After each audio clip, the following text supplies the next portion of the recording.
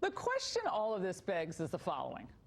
How just is it to subject all Starbucks employees to the high-paid indoctrination of the racism industry because of the actions of one employee?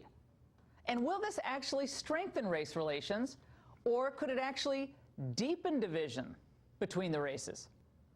If we're not careful, and if we don't refuse to get all the facts, and if we don't refuse to be bullied by activists who jump to the worst motives, worst conclusions about people right off the bat, well, we may just end up doing the opposite of what we want to do. We may end up poisoning the well further in this country, and we may be encouraging more mob takedowns of well-intentioned people or organizations, or people who just make mistakes. And that's the angle. Joining me now for a reaction from Houston is Horace Cooper, co-chair of Project 21. And here with me in studio is Jamila Bey, a radio talk show host. It's great to have both of you on the show. Wow, this is wild. I did this on radio this morning, and I got people from all over the country burning up the lines. A lot of people go to Starbucks, and a lot of people love Starbucks.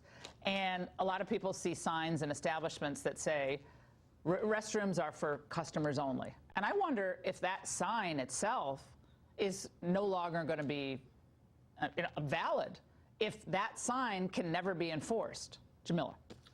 The sign absolutely can be enforced. If you're not making a purchase or you don't plan to make a purchase, you shouldn't be in a seat taking up space from patrons. The issue with this particular Starbucks is not that the gentlemen who were not just random black dudes sitting there. These are rather businessmen. These are real estate investors, or well, no one should be discriminated against. It doesn't matter if they're businessmen or well, no, it doesn't matter in this case. However, when we hear that Holly, the manager who's no longer there, was afraid because before some vagrant had chased her around when she asked the person to leave, that she can't tell the difference in a pair of gentlemen discussing their business while they're waiting for their third business partner to come in.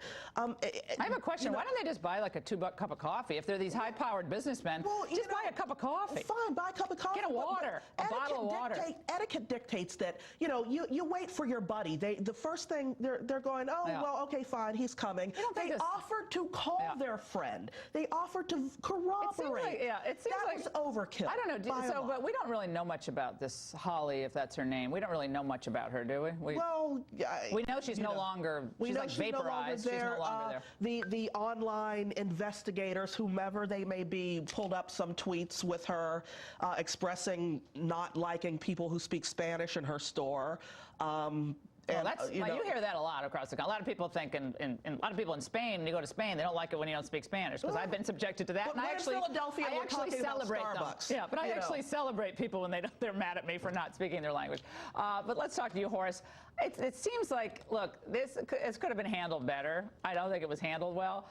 But my problem is, why does this mean the entire chain has to shut down for one day? Like, Howard Schultz can do whatever he wants. But there are a lot of people making a lot of money off of inherent racial bias training and other such racism training sessions. It's a big business. Racial separatists are doing everything they can to exploit anything that they find. This is an example of the emperor's new clothes. We don't have to have real conscious misbehavior. We have unconscious bias. We have implicit bias. I want to make some news tonight. Our organization this week is going to be contacting the EEOC and the Department of Justice, and we're going to ask them to see to it that any employer that is going to punish, penalize, or in any way interfere with the right of their employees to operate without detecting whether or not they have some unconscious bias will be found in violation of Title VII. This absolutely must not be allowed to occur, and it is not just a little overstep. This is dangerous, and that's why we have civil rights laws to stop this kind of behavior. Jamil. Shockingly, I think I think Horace makes a really great point. Here's the thing. Starbucks is virtue signaling. They are a company that is designed to make as much money for their company and, you know, their shareholders and interested They're going to parties. lose $16 million shutting down for a day. Yeah, they're going to have a lot of people say, oh, look at this wonderful company addressing implicit bias or whatever. No, here, Starbucks, take a hint from me and other wiser folks than me. You want to put an end to this? You want to make sure that everybody's treated equally? Do mystery shops. Put all of your managers on notice. If we send a mystery shopper in, a white dude dressed however, and we send a black dude dressed exactly how the white dude is, and we find that you denied one guy the bathroom key, or you gave one guy a free mocha, voca, wata latte, or whatever they're called. Sounds like what Raymond orders every day. And you didn't give it to the other guy. If you are in violation of Starbucks policy, as we've trained you, we're going to fix it. Shutting the stores down is going to get Starbucks a lot of business. Wow, aren't they great? They're trying to do something for American equality and race relations. I'm not willing to I don't buy it. I'm not willing to throw people under the bus for something that we don't know the full context of. Remember the Michael Brown stuff? The Michael Brown deal in St. Louis was horrible in Ferguson. We had the whole city burned, you know, not the whole city, but blocks burned down. African American business owners had their stores destroyed.